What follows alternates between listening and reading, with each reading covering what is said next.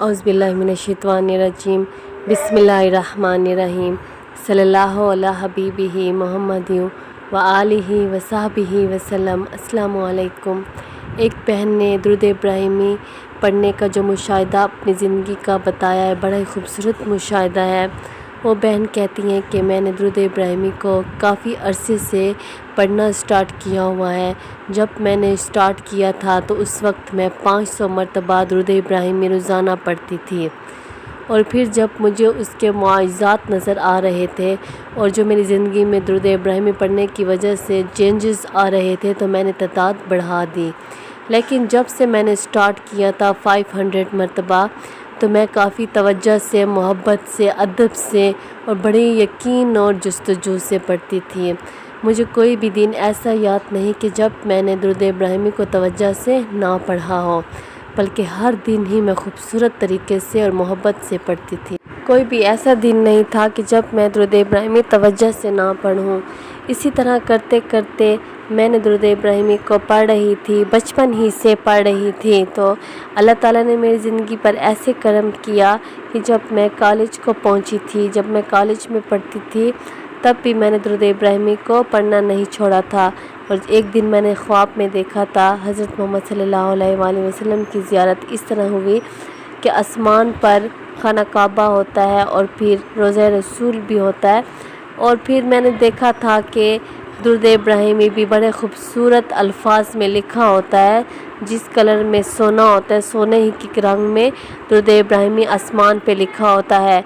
ये एक ही दिन में मैंने इतने खूबसूरत ख्वाब जब देखे थे तो मेरा दिल में और भी ज़्यादा दुरूद इब्राहिमी की मोहब्बत बढ़ गई, और भी ज़्यादा मैं कसरत के साथ, मोहब्बत के साथ दुरूद इब्राहिमी को पढ़ने लग गई, और मैंने तादाद बढ़ा दी। 1000 मरतबा मैं दुरूद इब्राहिमी को पढ़ती थी। अल्हम्दुलिल्लाह 1000 मरतबा भी दुरूद इब्राहिमी को मैं मोहब्बत से और बड़ी मोहब्बत से, अदब से पढ़ती थी।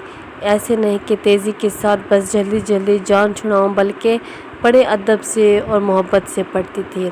दुरूद इब्राहिमी में मुझे इतना सुकून मिलता था, मुझे और किसी काम में भी इतना सुकून नहीं मिलता था। मेरा दिल चाहता था कि मैं हर वक्त बैठकर बस सिर्फ दुरूद इब्राहिमी ही पढ़ूँ।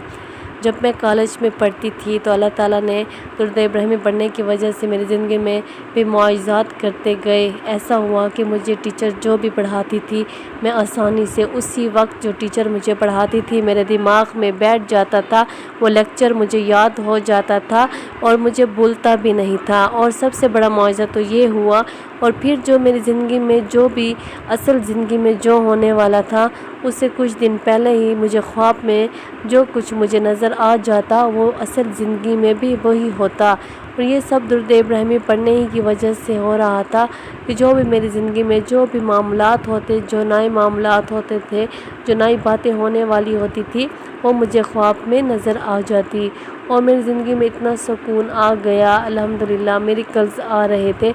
और दुरूद इब्राहिमी को जब मैंने पढ़ना स्टार्ट किया था उस वक्त कोई मेरे साथ मुआज़े नहीं हुए, कोई मुशाहिदे नहीं हुए, ना ही कोई ख्वाब आए थे, बल्कि काफ़ी साल के ज़िंदगी में मुशाहिदात हुए, मुआज़े हुए, मुझे अच्छे अच्छे ख्वाब आने लगे, और हज़रत मोहम्मद सल्लल्लाहु अलैहि वसल्लम की भी ज़ियारत नसीब हुई।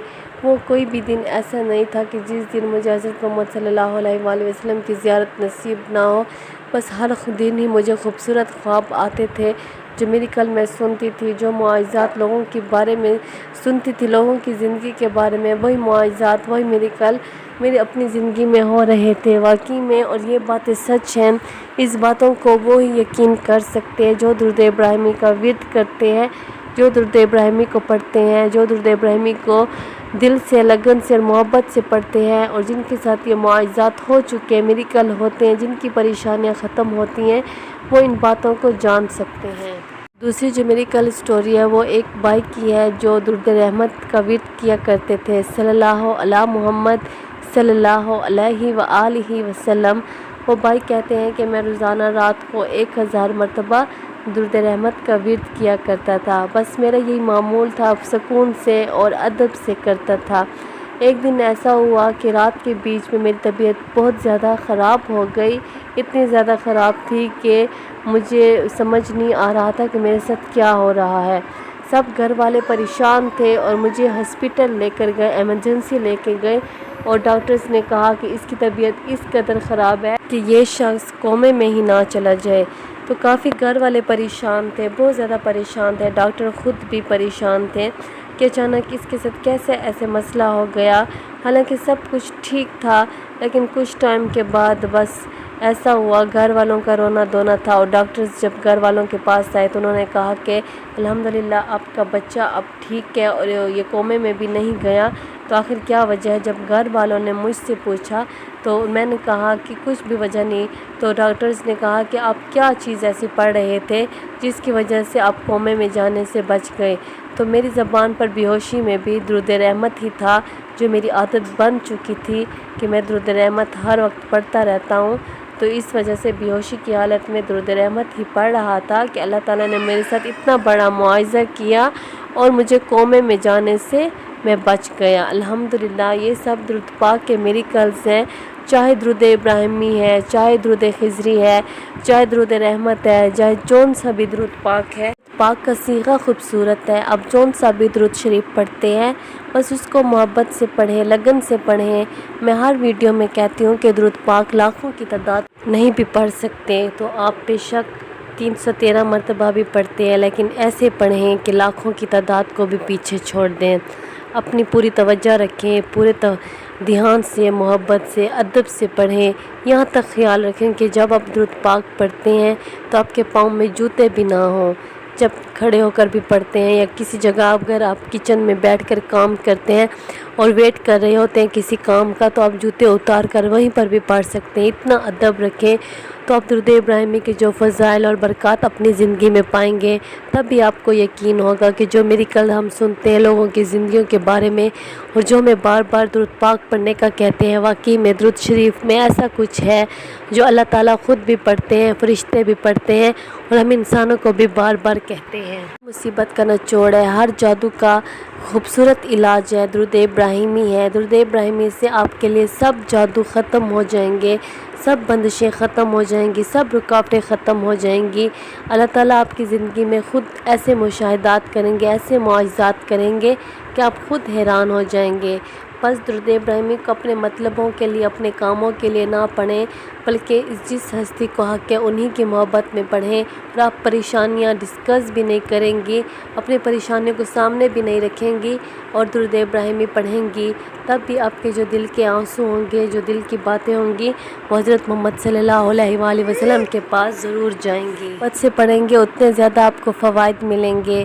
وہ ایک بہن کی جو میں نے ابھی میری کل کہانی بتائی تھی اور انہوں نے کہا تھا کہ مجھے 10 سالوں کے بعد جو میری زندگی میں معجزات ہوئے، مشاہدات ہوئے اور مجھے روزانہ خواب بھی آتے تھے اور حضرت محمد صلی اللہ علیہ وآلہ وسلم کی زیارت بھی نصیب ہوئی۔